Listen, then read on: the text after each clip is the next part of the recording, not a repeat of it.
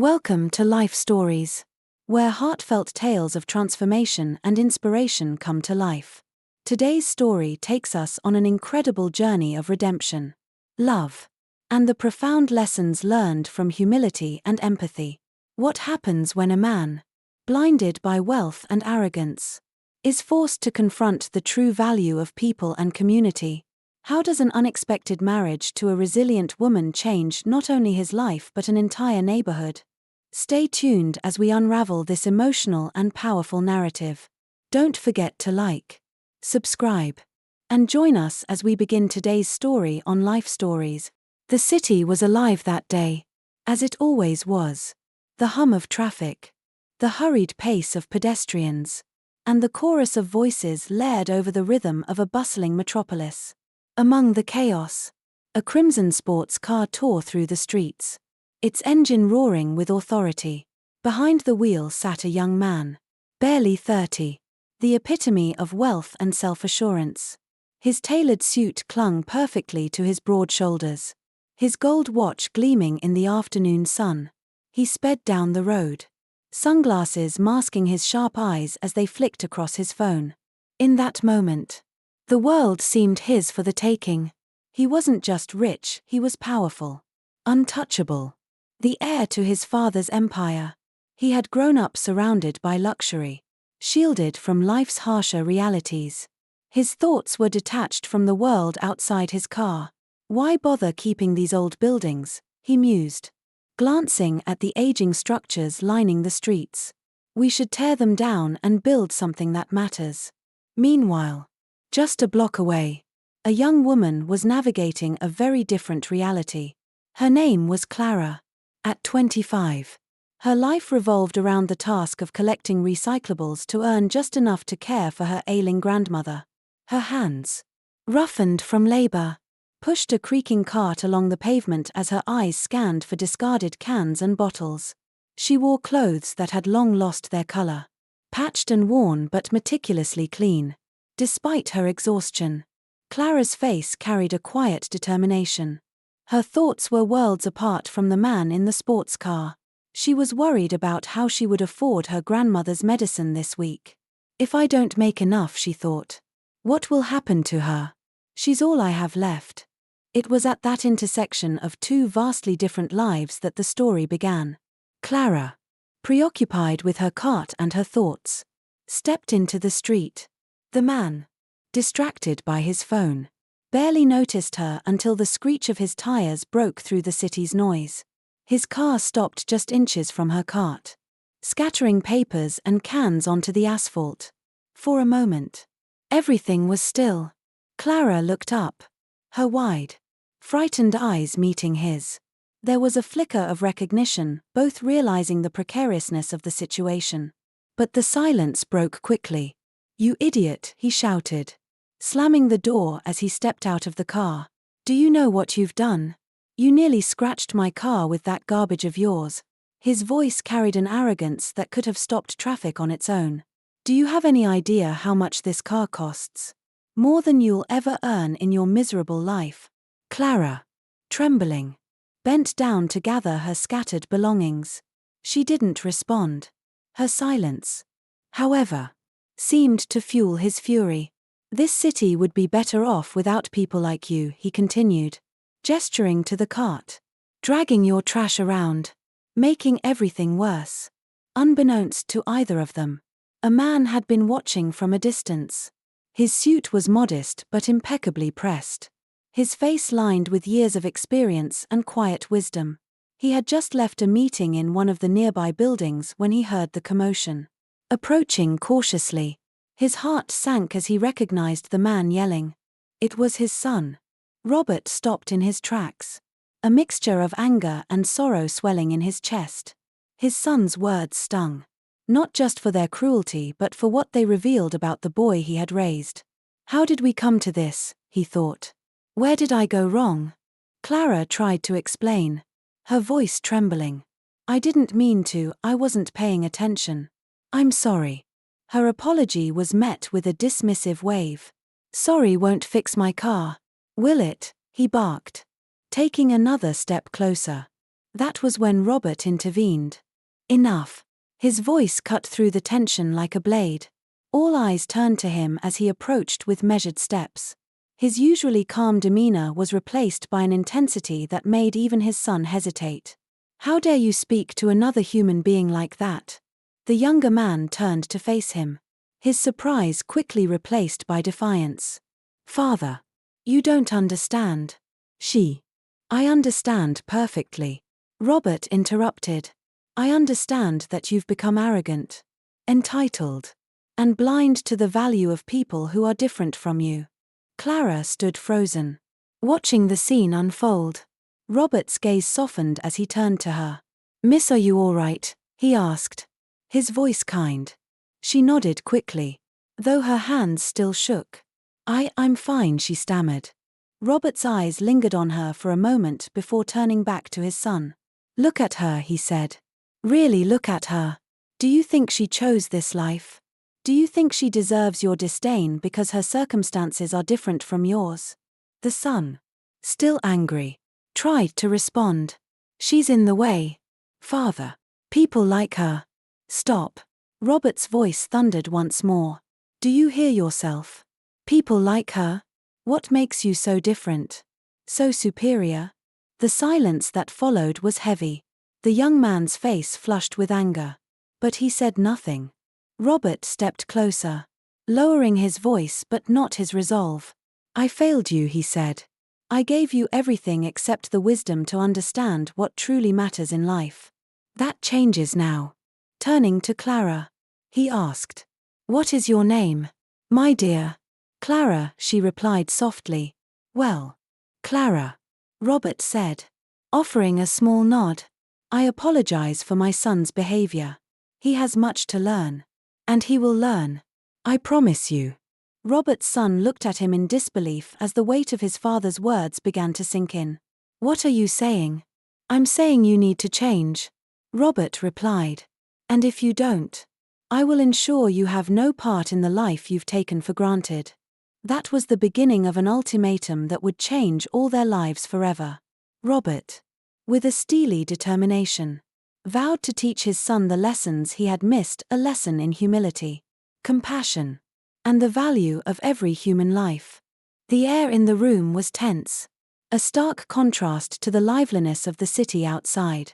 Robert sat across from his son in their family's sprawling penthouse, his expression resolute. The younger man, now stripped of his earlier bravado, shifted uncomfortably in his seat. "You can't be serious," he said, leaning forward. His voice was laced with frustration, but there was a trace of uncertainty that hadn't been there before. "Marry her? A garbage collector? Father, this is absurd." Robert remained calm, his voice steady. "What's absurd is how blind you've become to the world outside your comfort. Clara may be poor, but she possesses qualities you've lost: humility, resilience, and kindness. This marriage will teach you what it means to live with dignity, to value people for who they are, not for what they have." The younger man scoffed. "This is blackmail. You can't force me to do this." "I'm not forcing you," Robert replied, his tone unyielding. "I'm giving you a choice: marry Clara and learn to live as she does, or lose everything. The fortune, the company, your inheritance, all of it." The words hung in the air like a final verdict. The younger man's jaw tightened. "You'd really disown your only son over this?" Robert's gaze softened slightly, though his resolve did not waver. "I would rather lose you as an heir than fail you as a father. I won't stand by and watch you become a man I don't recognize." For a moment, neither of them spoke. The son's thoughts raced. He had always known his father to be stern but fair. Yet this was different. This wasn't a business negotiation he could win with charm or clever arguments. This was personal. And the stakes were higher than they had ever been. "Fine," he said at last, the word dripping with reluctance. "I'll do it. But don't expect me to enjoy it." Robert nodded, a flicker of relief crossing his face. "You don't have to enjoy it. You just have to learn from it.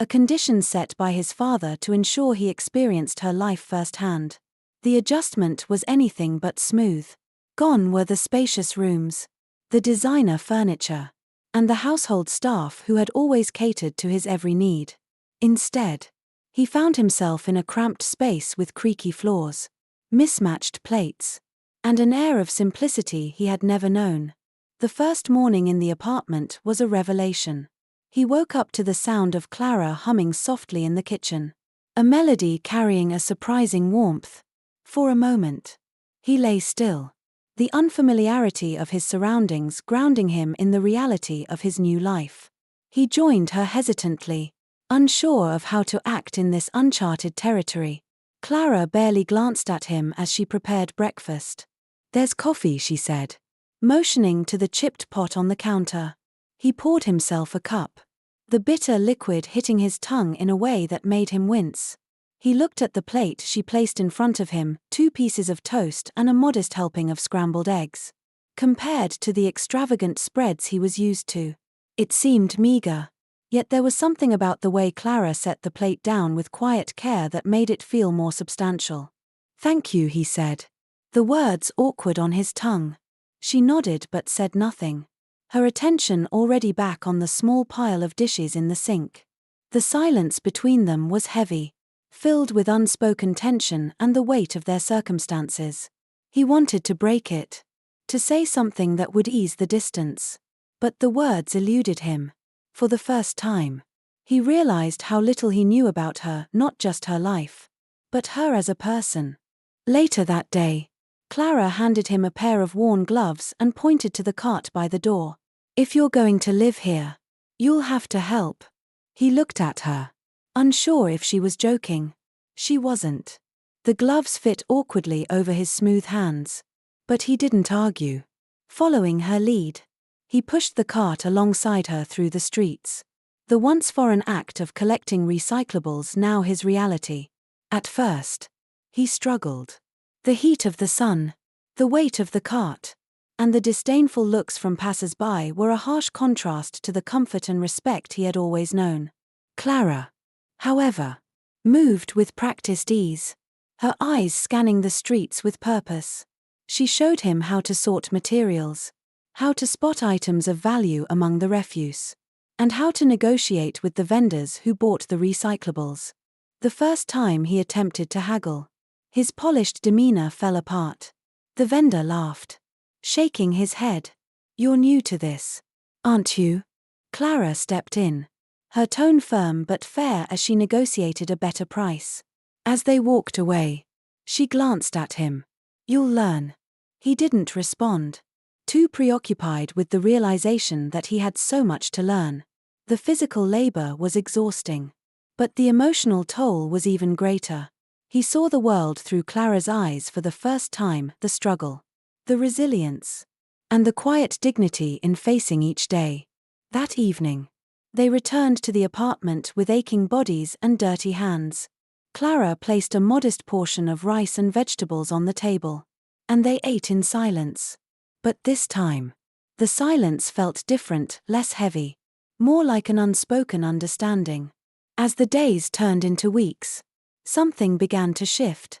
He stopped seeing the cart as a burden and started seeing it as a means of survival. He stopped looking down at the people on the streets and started noticing their stories, small acts of kindness, shared struggles, and moments of unexpected joy. One afternoon, while sorting bottles in a park, he saw a young boy running toward Clara with a wide grin. "Miss Clara," the boy called, holding out a handful of empty cans. Clara knelt, thanking him with a warmth that seemed to light up her entire face. Watching her, he felt a pang of something unfamiliar. Admiration? Humility? Whatever it was, it made him see her in a new light. Clara wasn't just surviving, she was living. And she was making a difference in the lives of those around her. That night, as they sat on the apartment's small balcony, he finally found the courage to speak. "I've been blind," he said, his voice quiet, "to what life is really like for people who don't have what I've had, and to who you are." Clara turned to him, her expression unreadable. It's easy to judge when you've never lived it, she said simply. He nodded, her words cutting through the remnants of his pride. I want to change, he said. Not because of my father, or the money, but because I can't go back to who I was. Clara studied him for a long moment before responding. Words are easy. It's actions that matter. I'll prove it, he promised. For the first time. She smiled. A small but genuine curve of her lips. We'll see. And in that moment, as the city hummed quietly around them, the distance between them began to close. It wasn't love. Not yet. But it was something real. And something worth fighting for. Weeks turned into months. And the rhythm of their lives began to shift. The man who once saw himself as untouchable now moved through the streets with the humility of someone learning the world anew. Pushing the cart beside Clara each day, he discovered a life that was both harsher and more beautiful than he had ever imagined. The work was grueling. Sorting recyclables in the summer heat left him drenched in sweat. His once pristine hands now calloused and bruised. There were moments when he wanted to quit, when the weight of it all seemed too much. But then he would look at Clara, her quiet determination, her unwavering focus, and he would find the strength to keep going. One day, as they unloaded the cart at a recycling depot, Clara struck up a conversation with an elderly man who managed the place. The man, thin but sprightly, greeted her like an old friend. Clara, you're here early today, he said with a smile.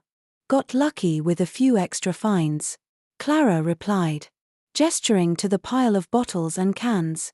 The man glanced at her companion, his expression curious. And who's this? Before Clara could answer, the younger man stepped forward. I'm helping Clara, he said, his tone measured. The elderly man chuckled. Helping? Huh. Looks like you've got a lot to learn. Clara smirked but didn't say anything. As they walked away, she finally spoke. You handled that well. He shrugged. I'm getting used to it. You're starting to fit in, she said, her voice softer than usual. That's more than I expected. Her words stayed with him for the rest of the day. It wasn't much, but it felt like a small victory, a sign that perhaps, just perhaps, he was earning her respect. That evening, Clara's grandmother, Mrs. Hayes, was waiting for them at the apartment. She had regained much of her strength since starting her new treatment, and her presence brought a warmth to their small home. As Clara prepared dinner, Mrs. Hayes called the young man over to sit with her. You've been here a while now, she said, her eyes twinkling with both kindness and mischief. How are you finding life on this side of town? He hesitated, unsure of how to answer. It's different, he admitted. Harder than I thought. But I'm learning. Mrs. Hayes nodded, her expression thoughtful. You've come a long way. I can see it in the way Clara looks at you. This caught him off guard. How does she look at me? Like she's waiting to see if you'll keep going. Mrs. Hayes said with a knowing smile. She's tough. My Clara. But she's got a good heart. Don't take that for granted. I won't, he promised, his voice firm.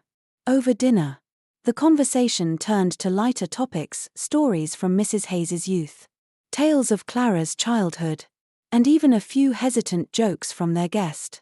For the first time, laughter filled the apartment, breaking through the barriers that had once kept them apart. Later that night, as they cleaned up the dishes, Clara spoke up. You're good with her, she said, her tone almost casual. Your grandmother, he asked. She nodded.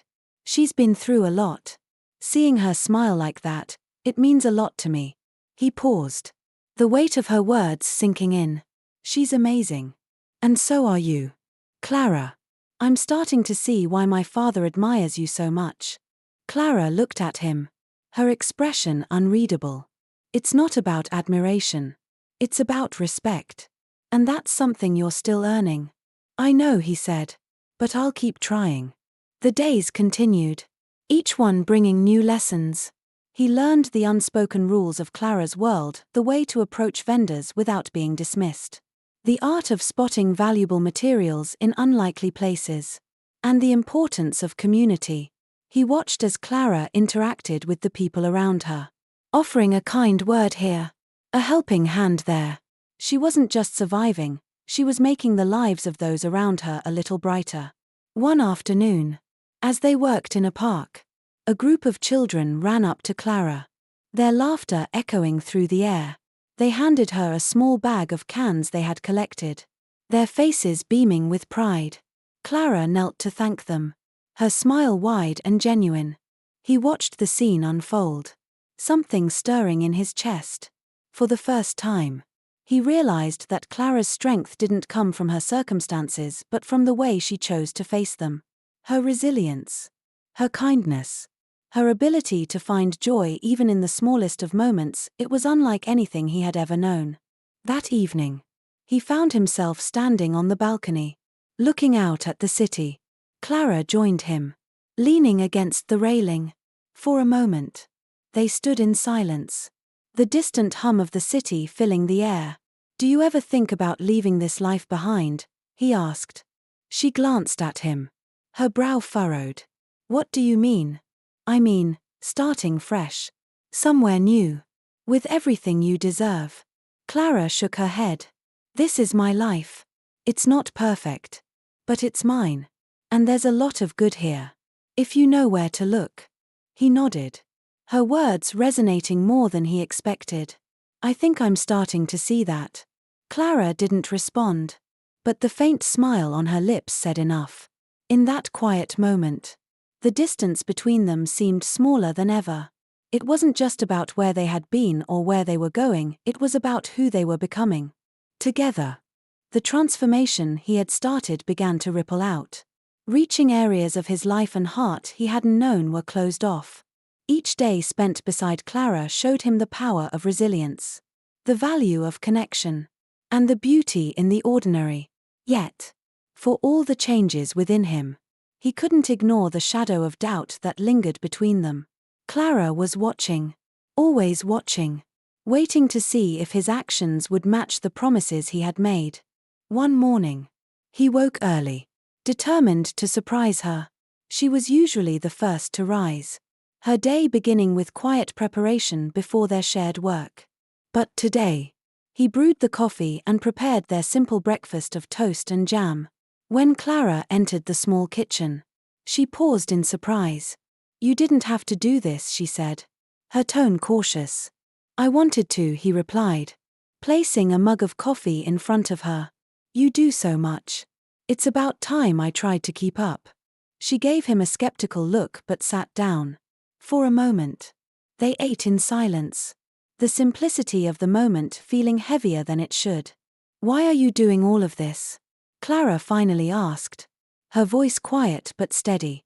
He hesitated, unsure of how to answer. "Because I need to," he said at last. "Not for my father, or the inheritance. For me. I don't like who I was before, and I don't want to be that person anymore." Clara studied him, her eyes searching his face for any hint of insincerity. Finally, she nodded. "Keep proving it." He smiled faintly, her words feeling more like encouragement than skepticism. "I will." That day, as they pushed their cart through the streets, he found himself noticing the people around him with a clarity he hadn't before. There was the shopkeeper who always gave Clara a small discount, the elderly woman who waved at them from her stoop, the children who raced ahead, laughing and calling Clara's name. These small moments, unnoticed by most, were the threads that wove together the fabric of this community. They passed a makeshift playground, a space Clara had once mentioned she had helped clean up alongside her neighbors. It was simple, an open area with a swing set and a slide, but it buzzed with life. Children ran in circles, their laughter carrying in the air. Clara paused to watch them, her expression softening.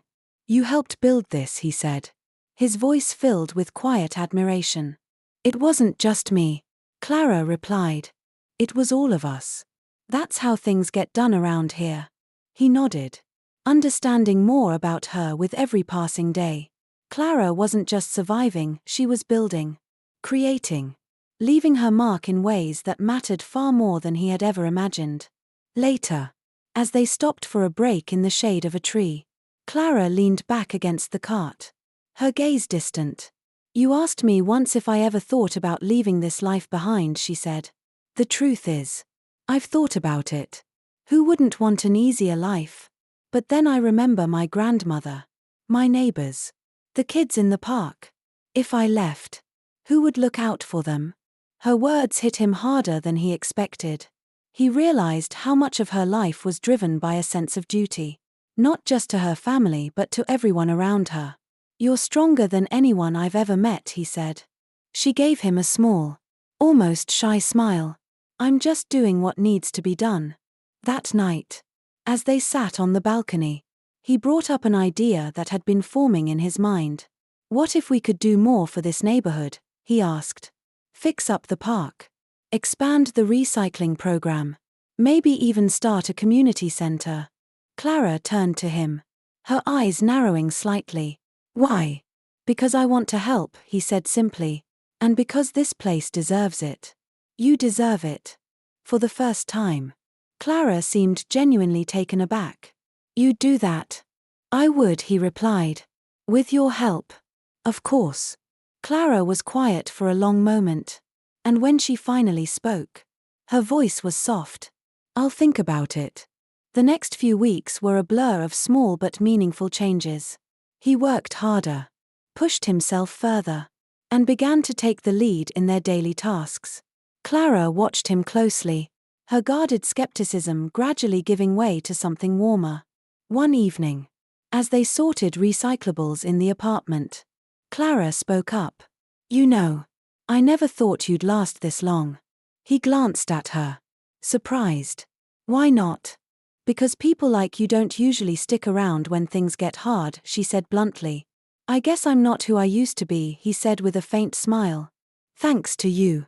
Clara shook her head. "Don't thank me. This is your journey. You're the one choosing to change."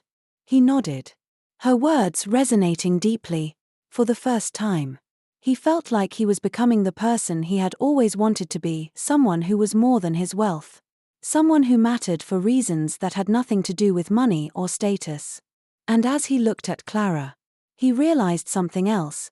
This journey wasn't just about becoming a better man. It was about earning her trust, her respect, and maybe, someday, her love. The transformation he had undergone was beginning to take root, not only in his heart but in the world around him. Clara, ever watchful, had softened in her guarded demeanor. The days they spent together were no longer just about work, they had become a shared journey of understanding. For the first time in his life, he felt part of something bigger than himself. One afternoon, as they worked near the park, a city official approached them. The man, wearing a crisp suit and an air of authority, stopped in front of Clara. "We've heard about the work you've been doing," he said, gesturing toward the playground where children were laughing and playing. "It's impressive." Clara looked surprised but cautious. "Thank you," she said. "It's been a community effort." The official nodded. "We're considering allocating some funds to improve this area. If you're interested, we'd like to hear your input." Clara glanced at her companion, her eyes filled with both hesitation and hope. "We'd love to help," she replied after a moment. As the official walked away, Clara turned to him. "This could be big," she said, her voice barely containing her excitement. "It's a chance to make a real difference," he agreed. "And we'll do it together." That evening, they stayed up late, sketching ideas on scraps of paper and discussing possibilities. Clara's enthusiasm was contagious, and for the first time, he felt like he was contributing something meaningful. The plans included expanding the playground, creating a small community garden, and setting up a center where people could learn about recycling and sustainability. As they worked, Clara shared stories of the neighborhood, of the struggles its residents faced and the resilience they showed in overcoming them. He listened intently, his respect for her growing with every word. Clara's connection to the people around her was something he had never experienced before. It was a bond forged not by obligation but by genuine care. In the weeks that followed, the project began to take shape. The city approved a modest grant, and the community rallied around the effort. Volunteers of all ages showed up to help, bringing tools, materials, and plenty of determination. Clara took charge, her natural leadership shining through as she organized tasks and motivated the group. He worked alongside her, hauling supplies, painting fences, and planting flowers. The physical labor was exhausting, but it was also deeply satisfying. Each completed task brought them closer to their goal and to each other. One afternoon, as they stood back to admire a freshly painted swing set, Clara turned to him. "You've changed," she said, her voice thoughtful. "I hope so," he replied. "But it's not just me. This," he gestured to the park, now vibrant with activity, "this is changing me too." Clara smiled, a rare and genuine smile that lit up her face. "You've earned it." It was a simple statement, but it carried the weight of everything they had been through. For the first time, he felt like he truly belonged in her world. The grand opening of the renovated park was a day of celebration. Families filled the space, children laughing as they raced across the playground.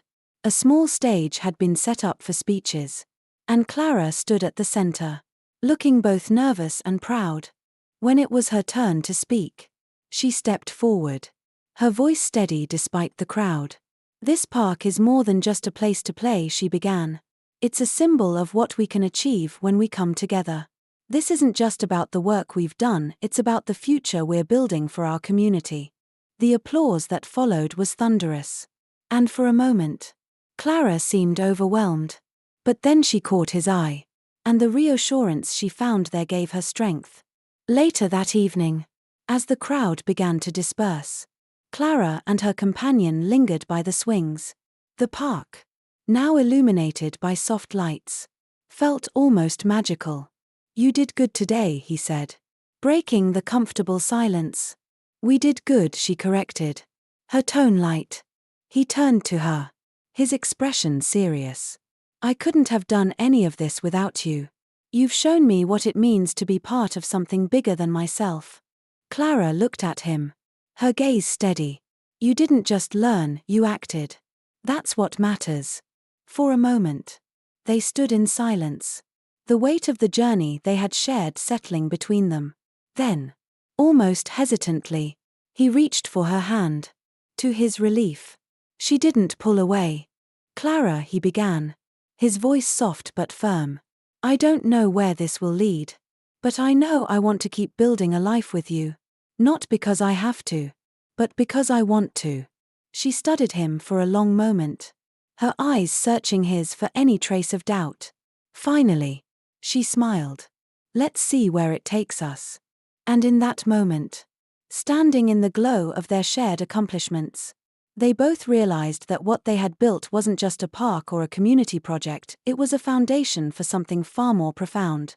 In the end, their story became more than a tale of redemption or unlikely love, it was a testament to the power of change, empathy, and shared purpose. Together, they turned a forced union into a partnership that inspired an entire community. Clara's unwavering strength and his newfound humility created a bond that grew stronger with each passing day. The park they had built stood as a symbol of what they had accomplished, not just for themselves but for everyone around them. Hand in hand, they faced the future with hope, ready to write the next chapters of their lives. Their journey proved that even the most unexpected paths could lead to something extraordinary. If this story touched your heart, don't forget to like this video and subscribe to Life Stories for more inspiring tales. Stay tuned for the next chapter, coming soon.